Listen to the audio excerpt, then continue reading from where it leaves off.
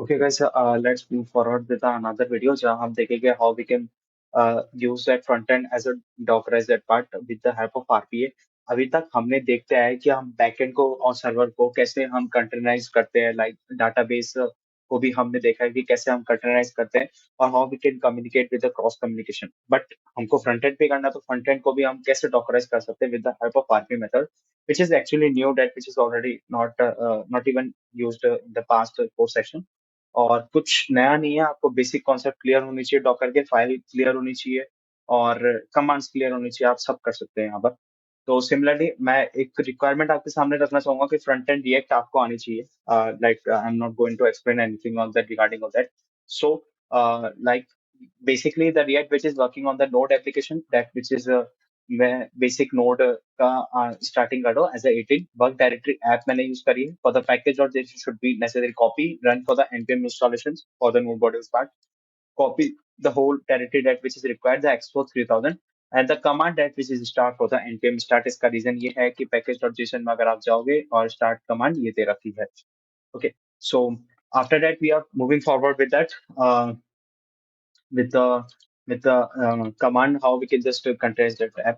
So basically simple आपको build करना है, तो docker build uh, hyphen p, and like the basic name, like you can say like react. So it's take a time to build that part.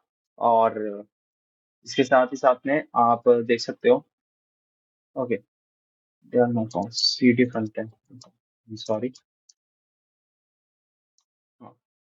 तो इससे का time, और ये साथ ही साथ में पूरा बिल्ड करके देगा, और ये मुझे पूरी इमेज दे चुका है और ये बिल्ड हो चुका है बिकॉज मैं नोड मॉडल्स यहाँ डाल नहीं रहा, राइट. मैं डॉकर इग्नोर में should be like node modules not required.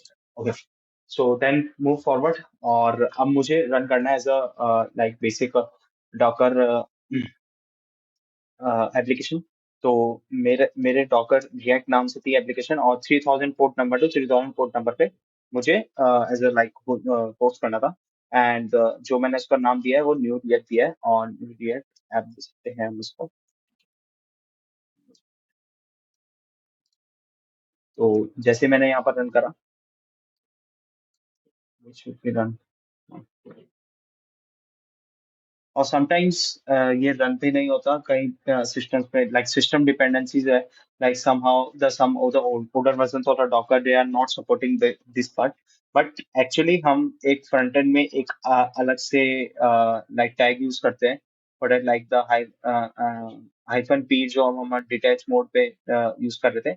But अब इसके बाद हम यूज करेंगे hyphen I T, that which is taking the iterative part, because like sometimes क्या होता है कि अगर ये लॉन्ग रन में या बहुत टाइम तक लोड हो रहा है, तो which is not prescribe to be loading again and again, वो वहां पर ही बंद हो जाता है sometimes somehow of the cases. So you should add the hyphen it. In my case it's not facing any issues, but you can just use the hyphen it. I can just show that part. Wait a second. I need to close this first.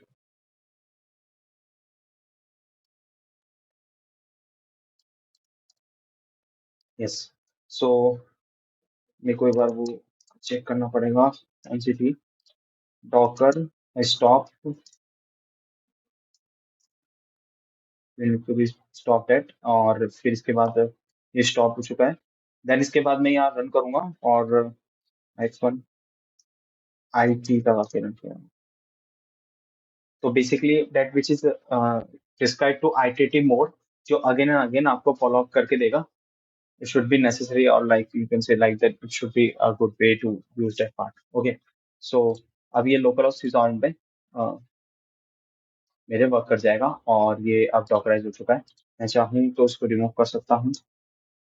Okay, सो आई, हाँ ये break भी हो जाएगा क्योंकि मैंने इसको as a detach mode पे use करा है.